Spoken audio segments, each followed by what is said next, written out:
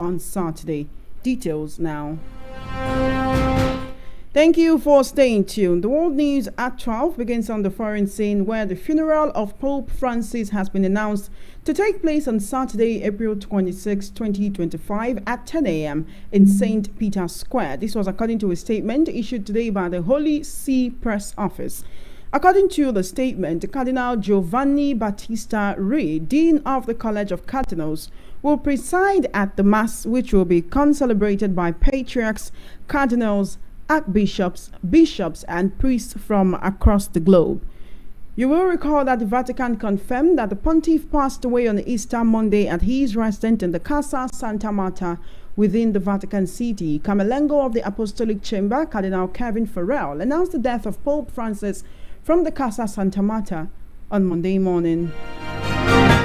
Back home in Nigeria, hundreds of supporters of the suspended governor of Rivers State, Siminalayi Fubara, took to the streets today in protest demanding his reinstatement, clad in black and carrying placards with inscriptions such as "Together we stand for Governor Sim Fubara. We want our governor we all voted for. Governor Fubara is the pride of Rivers people." The protesters kicked off the march from Agre Road, Old Port Harcourt Township. This is the latest in a series of anti- and pro-protests that have rocked the state since March 18, when President Bola Tinubu declared a state of emergency in the state and suspended Governor Fubara, his deputy Ngozi Odu, and members of the State House of Assembly. Residents across Zamfara state are being extorted by armed bandits who demand levies running into hundreds of millions of naira in exchange for allowing the people to remain in their homes, according to Daily Trust. The levies, enforced under the threat of abduction, violence, or death, have left communities in a state of fear and financial ruin. Since January 2025, it was gathered that over 500 million naira has been paid by various communities to different bandit groups in a desperate bid to avoid attacks. In January alone, the late bandit kingpin Isuhu Yellow imposed the 172.7 million naira levy on 25 villages, including demands for agricultural produce. More recently, on Sunday, April 20, bandits issued a fresh demand of 60 million naira from residents of Dankurmi village in Maru local government area. The presidency has blamed state governors for the escalating cases of killings across Nigeria, particularly the recent violence in Plateau, Benue, and Enugu states. The presidency criticized the governors for inadequate funding of security agencies despite receiving substantial security votes. Special advisor to President on Policy Communication, Daniel Bwala, made the remarks during a television appearance on Monday evening. Bwala highlighted that some governors allocate as little as 20 million naira monthly to each of the State Security Service (SSS), police and army in their state, despite having security votes ranging between 1 billion naira and 3 billion naira. On the growing demand for state police, Bwala argued that it marks the weakness of local governance. He stated that state government already have the resources and laws necessary to combat insecurity, but are failing to utilize them effectively. He suggested that the bloodshed could be reduced if governors allocated more resources to support federal security agencies in their states.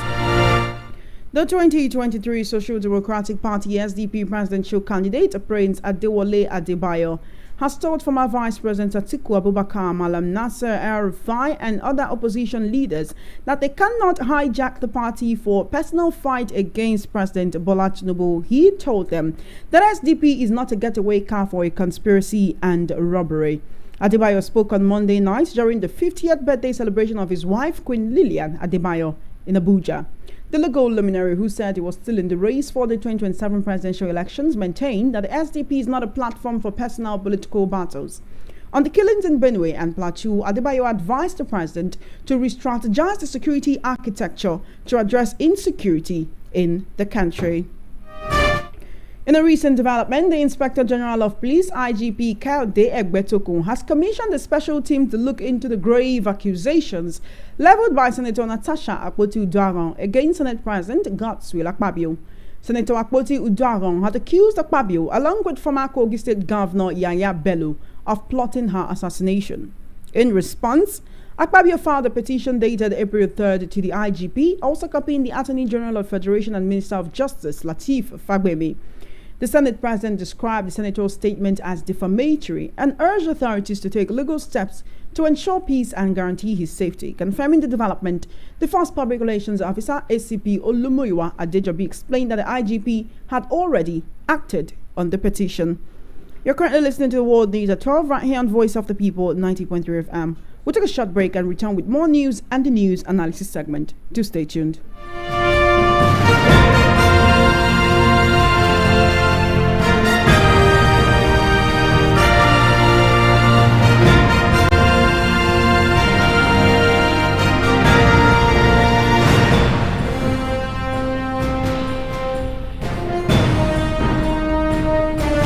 You're still listening to the World News at 12 right here on Voice of the People, 90.3 FM. Chieftain of the People's Democratic Party, PDP, Chief Bode George has slammed Alhaji Atiku Abubakar for his recent visit to former President Muhammadu Buhari to endear him to his coalition campaign. Chief George expressed disappointment with Atiku's move, saying the former vice president ignored his party members to discuss his coalition agenda with Buhari, who is a member of the ruling All Progressives Congress, APC. Now joining me to discuss issues on the World News at 12, I have Mr. Awa Omiko. He's a veteran journalist as well as a political, social and national affairs analyst. Good afternoon, Mr. Omiko, and thank you for joining me. Good afternoon. How are you, Radio Lady? I'm doing very well. Thank you so much. I hope you enjoyed your Easter celebration. Thank you. Thank you. All right, then. Let's talk about the fact that Governor Fubara's supporters in Rivers State are going spiritual and gathering to pray for his reinstatement. Not just that, protesters thronged the roads in Rivers State today in certain parts of the state to actually protest and demand the governor's reinstatement. There's been a wave of protests every other day, every other week in Rivers State. You see people protesting to support the state of emergency and the sole administrator. You see people protesting to support the suspended governor for him to be reinstated. Between going spiritual, praying for his reinstatement, and also these protests, what exactly is happening in Rivers State?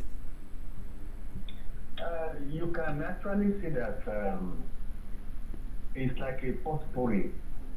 Both there must always, in a state like that, there must always be those are for and those that are against. It must actually happen. But mainly into the situation, let us see what has the Constitution got to say. This is now where the issue of Constitution comes in. And who actually removed the governor? And what power has the president got to remove the unelected governor? Those are the questions that the governor, that the Constitution will actually answer. And by what means and at what means and conditions was the governor removed? That's all that will be left to the Constitution. But however, to allow peace to finally reign, let the stakeholders come together and discuss on how to reinstate the governor. Because if the governor is not reinstated and allow him to play out his 4 years or whatever number of years they will allow him to rule them, let that be played out. Then during election they can apply their legislative power on him and remove him if that's what they want. But if they insist that the de facto power must show, which is the de facto power of the presidency, using its prerogative as a presidency to remove him, there will still be problem upon problem in that state. So the best bet for Rivers State to have peace, allow the stakeholders, even though those calling for and those calling against him, let them all come to a round table and discuss. Because I know by now, the Mr. Governor, which is Fubara himself, must have learned his lesson. Especially as Wika and others, they started saying, let there be, I want him to tell me sorry, I won't tell him sorry. It means that there's already a light at the end of the tunnel. So let the government and the powers that be harness on that light at the end of the tunnel and seek for peace in that place, in that state. If that is the only way that can have a go, because if you allow all the whole stakeholders, all the whole party supporters to have their own way. Peace will never reign in that state. The issue is that let the constitution, let us see what has the constitution got to say about the state. Must the governor be permanently removed? The answer will be no, because it's an elected governor. And that there was a state of an emergency and the central power came in to say let there be peace. Yes, the constitution approves that. But how about reinstating him? The president has no power to remove him. It is the people that elected him that has the full power to remove him. So Fubara or what will still be reinstated, and people should allow him to outplay his 4 years. Thank you.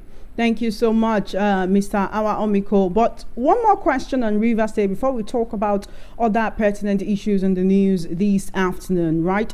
Again, I say we've seen people protesting for, protesting against. Which ones are the ones that actually speak in the minds of Rivers people? Do we have a protest industry in Nigeria that is booming so much that every other day we see people hitting the streets? We've seen so many situations where journalists go to interview people who are protesting, and many times they don't even know why they're out there. Could there be people who are in support of the governor who are actually pushing these people to protest, or even encouraging them or supporting them in some way, saying keep hitting the street, let people know that we are not happy about this? Or the ones that are protesting in support of the sole administrator?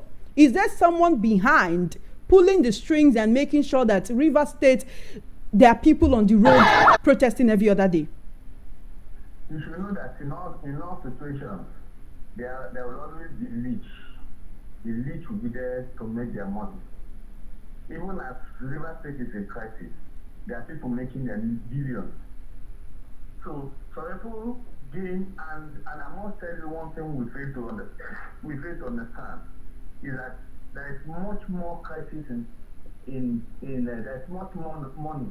There are plenty of money in crisis. Once there is crisis, most of the things you do, it goes on emergency, and their most times not accounted for. For instance, now, can the sole administrator or the account for the money? Hello, am I on? I can hear you, Mr. Omiko. Yes, I can hear you, Mr. Omiko. Yes. Can the sole administrator account for the money, or whoever account for the money that he's using to sue for peace in Rivers State? It's where some people make their money, and that is how it means how some people make their money. Because will you go and call the area boys and the police and the number of bullets shot and say, I have done this, I have this is the amount? No. So let us put that aside. You should know that for every man that is protesting in the street, there must be a string somewhere. So people are beating the drum, either the drum of war or blowing the trumpet of peace. They are people doing that. And these are the leeches in the system. And these are the gainers in the system. And these are the jobbers in the system. They are there to make their money. All what they want is that let the crisis continue so that they keep on enriching themselves. But for the government not to allow that to continue, there must be a peace. Let's think for peace. And once there is that peace, that is the only way to cut off those people. Mr. Omiko, I think I've just said that those who go and interview, they are clueless about what is happening there.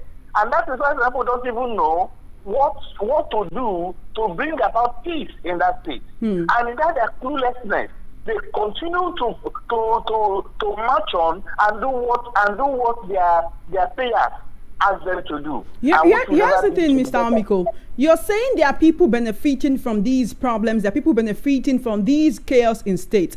Let's go from the Rivers State issue to the issue of insecurity that has been ravaging different parts of the country. Right now, we are getting reports that bandits have imposed a levy of 60 million naira on 12 communities in Zamfara state. Where do you want people who live in rural communities to get this amount of money? In fact, reports are indicating that over 500 million has been paid by various communities to different bandit groups in a desperate bid to avoid these attacks, because people want to live right? People want to live and they want to live well. But then the presidency is blaming governors for rising insecurity, saying that there is inadequate funding for security agencies, despite the governors receiving substantial security votes, sometimes that they could receive as much as 1 billion to 3 billion naira, but allocate as little as 20 million naira monthly to the different security agents. Could the governors of this state that are actually suffering insecurity, actually, can you finger them? Can you say that they are complicit in the way that the presidency is blaming them? Yes, they are. 1 billion and you spend 20 million. Is that not a sabotage? Is that not an accomplishment?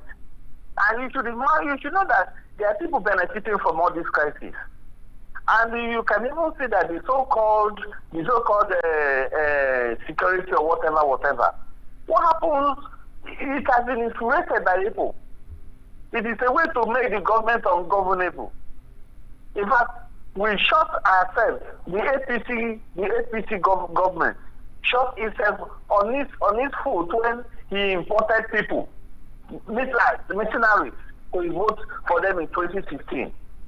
And that is the handwork of the mercenaries. You can't do things. You can't do things and expect. You can't do things badly and expect to get a very nice record. No, we are reaping what we sowed in 2015, and that is just the outcome. Now, where is the trial of those that we actually buy arms from abroad? Has any money been published for that? The answer remains no. Then what happens to the whole million poured into security architecture? Are the people working together? No, they are working at crossroads. So that is some of the things you get. And one, is this Boko Haram or this terrorist group? Are they faceless? Did they come from the mass? Don't they have a place where they locate? All those things are the questions we need to ask. You begin to see that there are a lot of people gaining from all this. It's a network. You rub my back, I rub your back. And some people are laughing to the bank over this.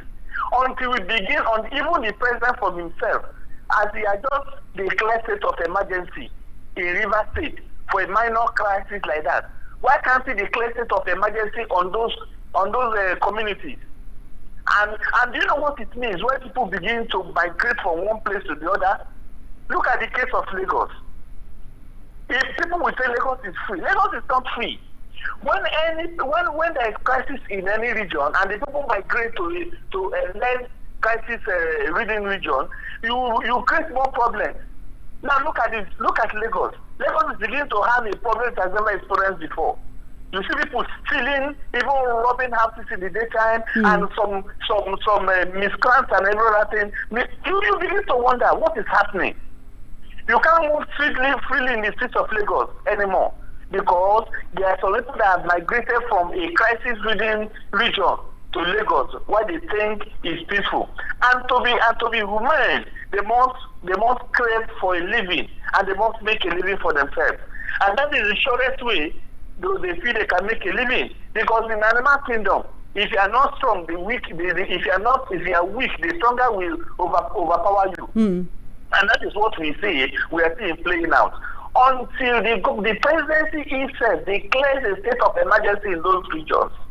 Let's say those regions, let's declare state of emergency and fish out these people. But the governors will not do that. And the governors look at 1 billion and you spend 20 million or even a little bit more than 20 million on security, and you say you are making it. Who is fooling who? Who is fooling who? They are the ones encouraging that. Until we are serious with ourselves as security networks, until we are serious with ourselves with our security architecture, until we stop playing politics with the lives of the people we claim to be government. These governors claim to be governors. Those regions will never have peace, and that is the only way out. Let us be serious. Let us catch these people. Look, we must speak the truth to ourselves, if you like it. The governors can never be said to be clean. Neither can our security men be said to be clean. You see, even the president himself, if you prick him too well, he will even begin to tell you some of the things he knows about the security, about those people, about those terrorists. Can't we fish them out? How much will it cost us to fish them out? Why would they make life so ungovernable for us? Until we are serious at catching them and getting to the root of this matter, these security issues will continue to trouble us. In fact, it has developed a high head that some people are beginning to leave Nigeria for it. And what is it? It's not, to me, it's not even a question of security. It's a question of making the country ungovernable for some people. It's a question of making the country making some people to leave their community so that another people, other set of, other ethnic group, other race that are struggling for land could take possession of the place. Where will you want those rural environments to get the money to settle there? Some are even living at peace, and some are living in fear. You can't sleep again simply because our presidency and our governors don't know what to do. They have failed the people and have failed to act. And nobody, they too will not sleep with their two eyes closed. And that is exactly what every one of us is beginning to experience now. I pray before long. And if nothing like this is, if there's no way, I believe that the citizens will rise against them. And there might likely be a revolution to push down these people. Because the government that are supposed to guide the people and protect the people are not doing it. And when the people begin to take arms now, the government will accuse them of insubordination and action. And until the people take these arms by themselves and chase this intruders back, there will never be peace. Thank you so much, Mr. Amiko. Let's quickly look into the political permutations that have been going on ahead of the 2027 elections. The SDP's presidential candidate in 2023 has come out to warn former Vice President Atiku Abubakar, former Kaduna State Governor Malam Nasser El-Rufai, and any other opposition leader or figure, warning them that they cannot hijack the SDP for a personal fight against President Bola Tinubu. He's telling them SDP is not a getaway car for a conspiracy and robbery. He's saying if the coalition is for the Nigerian people, the SDP is available. If it is just a crime center for disappointed Tinubu followers, they should go back to him and resolve their differences there. Don't come to SDP to borrow us a fight we are not involved in. Now, on one hand, some people will say, oh, he's trying to protect his party. And he's also said that he will run, he's in the race for 2027 presidential elections. He's not making way for anybody despite whatever coalition or whoever is defecting to the party. But on the other hand, some people see this as him working for the APC low-key, even though he has actually debunked this over and over again. What's your assessment of this situation and what he has said? Opinion is free. He's free to air his opinion. But the decision will be taken by the people. We have always had leaders saying similar things. What he's saying is not new. Before the amalgamation or before the evolution or before the metamorphosis of whichever language you may choose to describe it, before the metamorphosis of APC, where the individual parties that came together, the configuration of individual parties that came together, did they not make similar comments? But the issue is that they were all there when the highest bidder took it. And so, what will they do? It's like we don't have political, I keep on saying it, we don't have ideologies, political ideologies anymore. They are all dead. And it's quite unfortunate that even the youth and our present leaders are not there to push any ideologies. What they are there is the ideology of the pocket and to have their retirement benefit in the name of a governor or a president. That is just that. Why would somebody that has failed and the kingpin of insecurity people, just like in the name of the former Kaduna leader and whatever leader, running over to SDP? It's because the Nigerian masses will only vote for you once you're able to grease their palms. And that is why we should go back to schools, we should go back to the grassroots and begin to teach political education. Political education. If we have all this political education, the SDP leader wouldn't have been shouting about all this. It's just a matter of whether we can't do it, and they'll be voted out. But here, what do we have? Hunger. The people have so much impoverished the people that they can no longer reason straight. Somebody will be there amassing your money, punishing you unnecessarily, sponsoring terrorism, and killing and miming your people. And because in the name of politics he has come to give you 5,000 naira, you will see him as Frank Adeda voting into power. That is not it. We have not changed. What the third ways? Although people are running away from APC and PDP and wanting to form the third wave. The third wave, if it remains, if they are still the same set of people, Nigeria will not move ahead. We need a grassroots grown people, a fresh people with fresh ideas that will run this country. And until we begin to mount pressure on them, that is when the situation will change. And let me tell you again, we need to change our political system. The issue of the winner takes it all at the center shouldn't be. Let that be an independent candidate.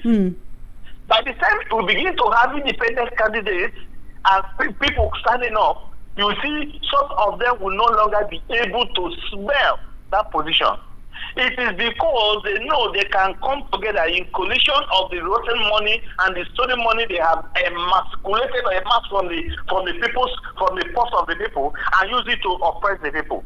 But if you have an independent candidate, you see a teacher, secondary school teacher can come out to say, yes, I want to vie for my local government, I want to vie for my constituency, I want to do this. How many of the big thieves have been tried? How many? None.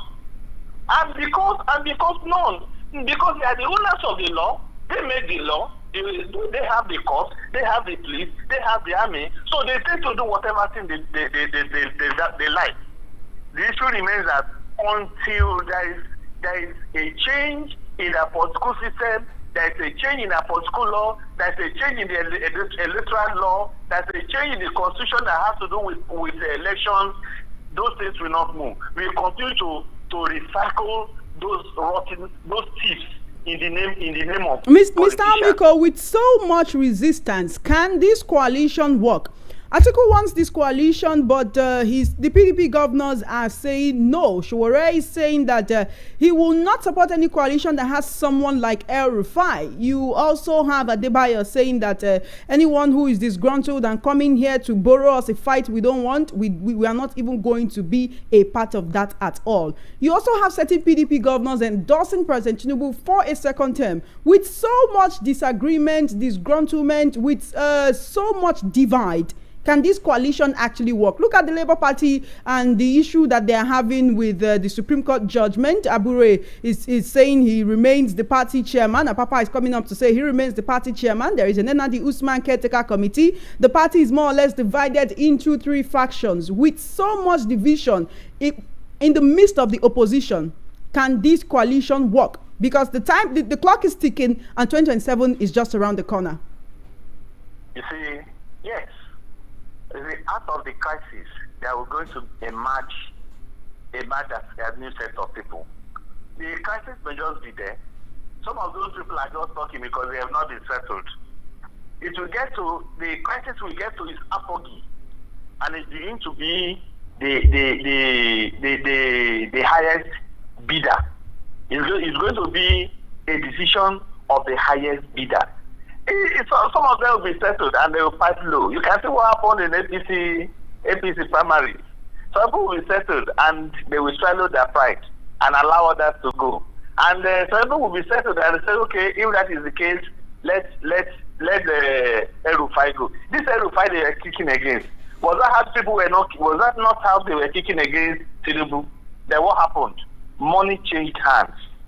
And you can see Mr. Tinubu is now the president. El-Rufai, don't be so surprised that things may work out tomorrow and El-Rufai, who is now testing people are saying, no, we don't want him. It may become the beautiful bride. So the issue is that we still lack ideologies. We still lack ideological leaders. and our political education is as shamble and as low as nothing. It's at a -1 degree. If you look at what is happening in other countries of the world, when they will begin to work on people based on their political leanings and ideology. But here, even the third wave that is coming, the amalgamation of parties that will come to form another party. Which ideologies are they bringing? Which one has a APC? Which one has PDP? All of them are just working in circles. And since Nigeria works in circles, a country of no political ideology, you just say we are Republican, the Democratic Republican, in name, and it's not seen. It's not even the party. How would they not come up? So my dear sister, the crisis will get to a level, as I said, it will get to its apogee. And when it reaches that level, that climax, there will be new people will come out from there. Chief Bode George is blasting Atiku for visiting Buhari to talk to him about the coalition, saying, what is your relationship with Buhari? Is he a member of the PDP? Why are you going to visit him? Those shows, we still have kingmakers. And you consider the former president to be one of them? Yes, he's a kingmaker. And in politics, there is no permanent friend, permanent enemy. Where those that were shouting for the head of Jonathan, did they not go to him later to bring him to the fore? Yes, they did. It shows in politics there is no permanent enemy and no permanent friend. What matters is permanent interest. And that permanent interest is what the interest of their pockets and their regions. So we're still selfish at this part of this part of the world, and this coalition will continue. They will still be going. Some don't want Atiku, some don't want El-Rufai, but there must be somebody from that region. And remember that some ethnic group now believe that some ethnic groups in this country now believe that the governorship, whatever means, the presidency, wherever it comes from, is their birthright. So even if you say you are for SDP, our people must be there. If you say it is APC, our people must be there. If you say it is PDP, our people must be there. So this ethnic group has perfected means of strategizing themselves and putting their persons in the various political parties. So you may see that they will be there causing confusion here and there. And at the end of the day, their persons may emerge as a candidate. So I go back to my earlier analysis of saying the crisis will get to a level where the highest bidder, where there will be an apogee, and at that climate they will choose somebody that will be of people that will be the demand of the people, and that person may come from anywhere, but not from the southeast anyway, may come from anywhere. And from the way I'm looking at it, it may likely not equally be from the southwest, except there's a very great power and money to exchange hands. There's going to be peace, because after the water has been turned, it will later come and distilled. Thank you so much, Mr. Awa Omiko, for joining me on the World News at 12 this afternoon. I do appreciate your insight and your analysis. Thank you. Do have an amazing day. You have been listening to the World News at 12 right here on Voice of the People 90.3 FM. Just before we wrap up, let's take a look at the top stories again. You heard that pro-Fubara protesters demand governor's reinstatement. Detention in Zamfara as bandits impose 60 million naira levy on 12 communities. The presidency blames governors for rising insecurity, and Vatican announces Pope Francis's funeral to hold on Saturday. That is a wrap on the World News at 12. My name is Chioma Innocent. Please follow our social media handles at VOP903 FM. For coverage of your live event and brand news mentions in our news bulletins, do send a mail to news@voiceofthepeople.ng. Good afternoon and thank you for listening.